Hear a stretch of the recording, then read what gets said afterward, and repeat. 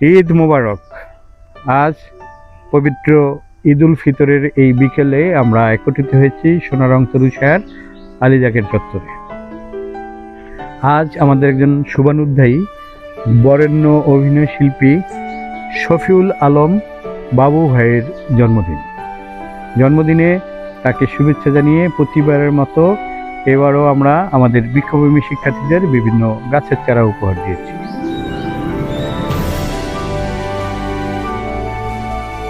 বাবু আঙ্কেলকে শুভেচ্ছা।